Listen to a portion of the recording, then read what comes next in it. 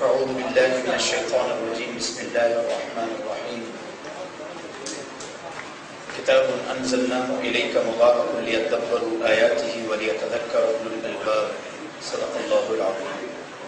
وقال اللہ تبارک وتعالی ومن احسن قولا ممن دعا الی اللہ وعمل صالحا وقال اننی من المسلمین ولا تستوی الحسنة ولا السیئة ادفع بالتي هي احسن فإذا الذي بينك وبينه عداوة كأنه ولي حميم وما يلقاها إلا الذين صبروا وما يلقاها إلا ذو حظ عظيم صدق الله العظيم. وقال النبي صلى الله عليه وسلم نعمتان مغبون فيهما كثير من الناس الصحة والفراغ. وقال النبي صلى الله عليه وسلم ألا فليبلغ الشاهد الغائب أو كما قال صلى الله عليه وسلم. وقال النبي صلى الله عليه وسلم التاجر الصدوق الأمين مع النبيين والصديقين والشهداء والصالحين أو كما قال صلى الله عليه وسلم. سب سے پہلے تو میری ایک گزارش ہوگی، ہمارے استاد محمد طارق جمیل صاحب انشاءاللہ تھوڑی ہی دیر میں آپ کے ہاں پہنچنے والے ہیں اور آپ سے انشاءاللہ مفصل خطاب فرمائیں گے. تو یہ جو موبائل ہے اللہ آپ حضرات کو جزائے خیر دے.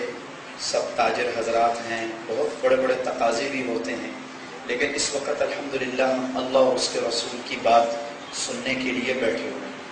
تو اس کو یا تو بند کر دیں اور اگر بہت ہی ضروری ہے تو اس کو سائلنٹ کر دیں، کیونکہ اس وقت یہ انتہائی مخل ہوتا ہے. عام طور پہ آپ نے مساجد میں بھی دیکھا ہوگا کہ نماز کے اندر بھی یہ مخل ہو رہا ہے. اور اللہ معاف کرے، ہم لوگ حج پہ گئے، دعا کریں اللہ ہم سب کو بار بار حج نصیب فرمائے. تو وہاں حج میں بیت اللہ کے اندر وہاں طواف کرتے ہوئے اللہ معاف کرے وہ انڈیا کے گانوں کی ٹونیں وہ بیت اللہ میں طواف کرتے ہوئے لوگوں کے موبائل سے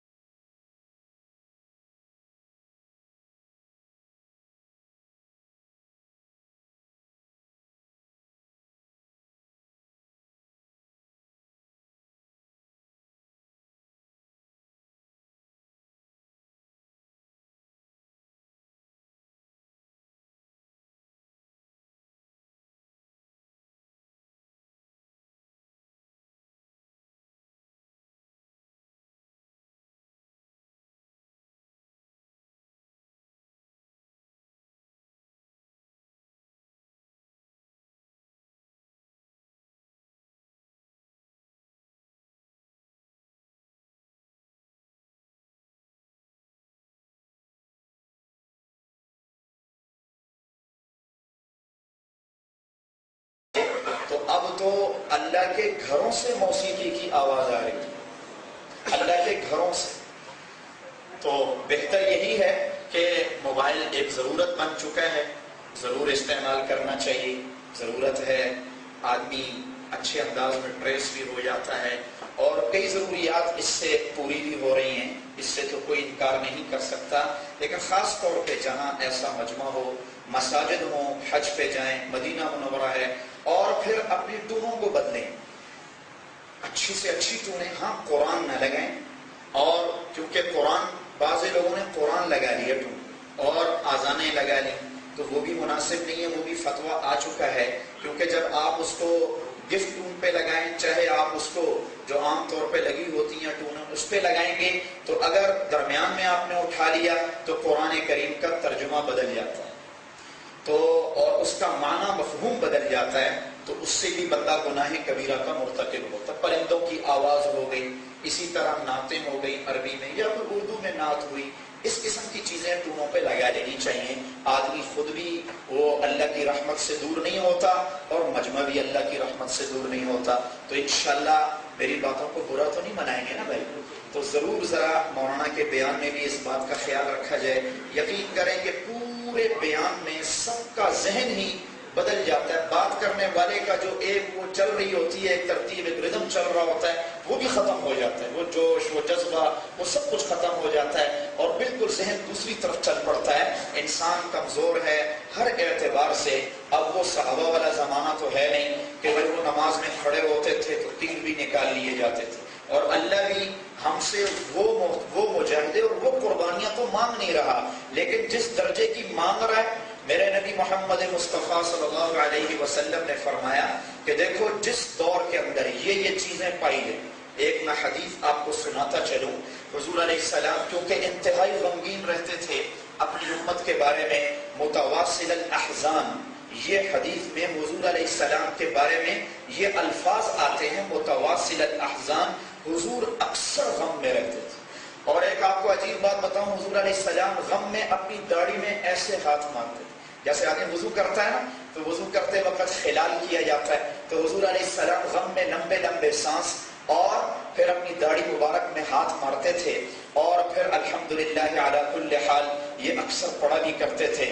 تو کئی دفعہ صحابہ کو ہم لوگوں کے بارے میں اطلاع کی، صحابہ تو ان کو تو بالکل ہمارا زمانہ سمجھ میں نہیں آ سکتا تھا نا، لیکن حضور علیہ السلام کو کیونکہ اللہ نے اپنے بعد وہ سب سے زیادہ عالم اور اتقی اور احسن اور ہر لحاظ سے حضور علیہ السلام کو علم دیا تھا، اور حضور علیہ السلام کو اللہ نے مزید بھی کہا وَقُلْ رَبِّ زِدْنِي عِلْمًا، اے میرے حبیب ہر نماز کے بعد ہر موقع پہ یہ مانگا کر، اے اللہ میرے علم کو بڑھا، میرے علم کو بڑھا، میرے علم کو بڑھا۔ ہمارے استاد مولانا طارق جمیل صاحب فرماتے ہیں، ہم علماء کو اکثر وہ کہا کرتے ہیں میں روزانہ 50 دفعہ یہ دعا مانگتا ہوں وَقُلْ رَبِّ زِدْنِي عِلْمًا۔ تو آدمی اللہ سے مانگے بھی، تو حضور صلی اللہ علیہ وسلم ایک مرتبہ ٹینٹ لگا کے بیٹھے ہوئے تھے، تو آنکھوں سے کچھ آنسو اور لمبے لمبے سانس لے رہے، صحابہ کرام رضوان اللہ علیہم اجمعین سامنے بیٹھے ہوئے تھے، تو صحابہ سے تو برداشت نہیں ہوتا تھا، حضور کا ایک آنسو بھی صحابہ کو نہیں برداشت ہوتا تھا۔ تو حضور علیہ السلام نے جب صحابہ نے عرض کیا رسول اللہ خیر تو ہے، کوئی پریشانی ہے، کوئی مسئلہ ہو ہمیں بتائیں، جو ہم سے ہو سکے گا ہم آپ کے لیے کریں گے۔ حضور علیہ السلام نے فرمایا نہیں میں تمہیں ایک بات بتانے لگا ہوں، کیف انتم، تمہاری حالت اس وقت کیا ہوگی۔ اب دیکھیں اسلام آباد کا یہ مجمع ماشاءاللہ پڑھا لکھا تاجروں کا طبقہ بیٹھا ہوا ہے، آپ کو زیادہ مثالیں دینے کی ضرورت نہیں پڑے گی۔ حضور علیہ السلام نے فرمایا کیف انتم، تمہاری حالت اس وقت کیا ہوگی، ابتغاء نساؤکم، جب تمہاری عورتوں کی باگیں تمہارے مردوں کے ہاتھوں سے نکل جائیں گی۔ کیا مطلب؟ تمہارے فیصلے عورتیں کیا کریں گی، عورتیں وہ مردوں سے آگے آگے چلیں گی اور مرد ان کے پیچھے چلیں گے۔